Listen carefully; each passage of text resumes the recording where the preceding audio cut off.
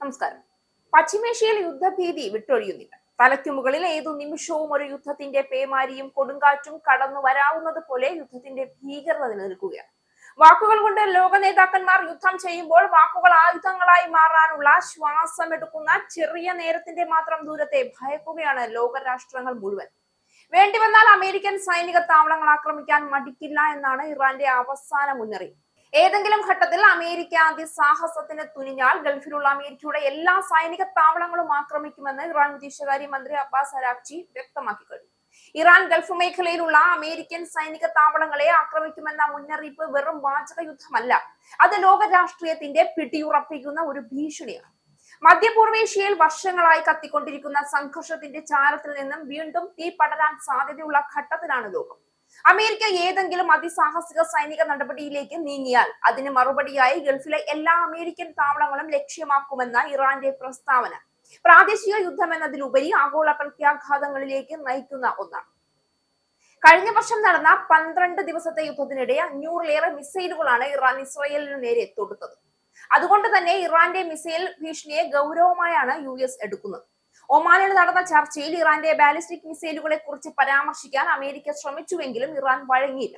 ആണവ കാര്യത്തിൽ മാത്രമാണ് ചർച്ചയെന്നും അതിനപ്പുറം ഒരു വിഷയങ്ങളും ഉദ്ദേശിക്കുന്നില്ല എന്നും ടെഹ്റാൻ നിലപാട് ഘട്ടിപ്പിച്ചു.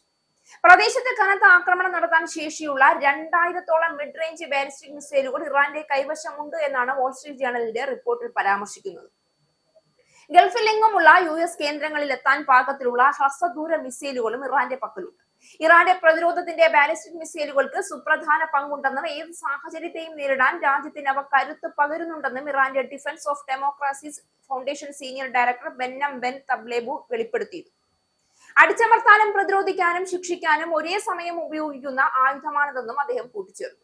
ഗൾഫ് മേഖലയിൽ Qatar, Bahrain, Kuwait, UAE, Saudi Arabia എന്നിവിടങ്ങളിലായി അമേരിക്കയ്ക്ക് നിർണായക സൈനിക സാന്നിധ്യമുണ്ട്. ഇവയിൽ പലതും അമേരിക്കയുടെ മധ്യപൂർവേഷ്യൻ സൈനിക പ്രവർത്തനങ്ങളുടെ നാഡിയാണ്. ഇറാൻ ആക്രമണം ആരംഭിച്ചാൽ ആദ്യം ലക്ഷ്യമാക്കുക ഈ താവളങ്ങളായി. മിസൈൽ ആക്രമണങ്ങൾ, ഡ്രോൺ ആക്രമണങ്ങൾ, സൈബർ യുദ്ധം എന്നിവ ഒരേ സമയം നടക്കാൻ സാധ്യതയുണ്ട്. അത്തരം ആക്രമണങ്ങൾ സൈനിക നഷ്ടങ്ങളിൽ ഒതുങ്ങില്ല. പൗരന്മാര്, പ്രാദേശിക അടിസ്ഥാന സൗകര്യങ്ങളും അപകടത്തിലാകും. ഇത് ഒറ്റപ്പെട്ട ഒരു ഏറ്റുമുട്ടലായി നിൽക്കില്ല എന്നതാണ് ഏറ്റവും വലിയ ഭയം. അമേരിക്കയുടെ പ്രതികരണം അതിവേഗവും ശക്തവുമായിരിക്കും. ഇറാനിലെ സൈനിക കേന്ദ്രങ്ങൾ, ആണവ സൗകര്യങ്ങൾ, വ്യോമ പ്രതിരോധ സംവിധാനങ്ങൾ എന്നിവ ലക്ഷ്യമാക്കി വ്യാപകമായ വ്യോമാക്രമണങ്ങൾ നടക്കാം. അങ്ങനെ സംഭവിച്ചാൽ യുദ്ധം ഇറാന്റെ അതിർത്തികൾ കടന്ന് വ്യാപിക്കാനുള്ള സാധ്യത കൂടുതലാണ്. ഇറാനുമായി ബന്ധമുള്ള സായുധ ഗ്രൂപ്പുകൾ ഇറാഖ്, സിറിയ, ലെബനൻ, യമൻ എന്നിവിടങ്ങളിൽ സജീവമാണ്. ഇവയും സംഘർഷത്തിൽ ചേരുകയാണെങ്കിൽ പ്രദേശം മുഴുവൻ അസ്ഥിരതയുടെ പിടിയിലാണ്. ഹോർമോസ് കടലിടുക്ക് വഴി ലോകത്തിന്റെ വലിയൊരു ശതമാനം എണ്ണ ഗതാഗതം നടക്കും. ഇറാൻ ഈ കടലിടുക്ക് തടസ്സപ്പെടുത്താൻ ശ്രമിച്ചാൽ ആഗോള വിപണിയിലെ എണ്ണവില കുത്തനെ ഉയരും. അതിന്റെ ആഘാതം ലോക സാമ്പത്തിക വ്യവസ്ഥയിൽ ഉടൻ പ്രകടമാകും.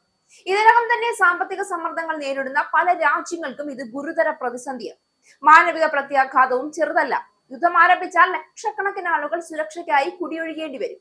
അടിസ്ഥാന സൗകര്യങ്ങൾ തകർന്നാൽ വൈദ്യുതി, വെള്ളം, ആരോഗ്യ സേവനങ്ങളെല്ലാം തകരും. സിറിയ, യമൻ തുടങ്ങിയ രാജ്യങ്ങളിൽ കണ്ട മനുഷ്യാവകാശ ദുരന്തങ്ങൾ പോലെ മറ്റൊരു ദുരന്തം കൂടി രൂപപ്പെടാൻ ഇത് ഇടയാക്കും. അഭയാർത്ഥികളുടെ ഒഴുക്ക് യൂറോപ്പിലേക്കും മറ്റു പ്രദേശങ്ങളിലേക്കും വ്യാപിക്കും. അത് രാഷ്ട്രീയ സംഘർഷങ്ങൾക്കും കാരണമാകും. ഇതിലേറെ ഭീഷണിപ്പെടുത്തുന്നത് തെറ്റായ കണക്കുകൂട്ടലുകളുടെ സാധ്യതയാണ്. സൈനിക സംഘർഷങ്ങളിൽ പലപ്പോഴും ഒരു ചെറിയ പിഴവ് വലിയ യുദ്ധത്തിലേക്ക് നയിച്ചിട്ടുണ്ട്.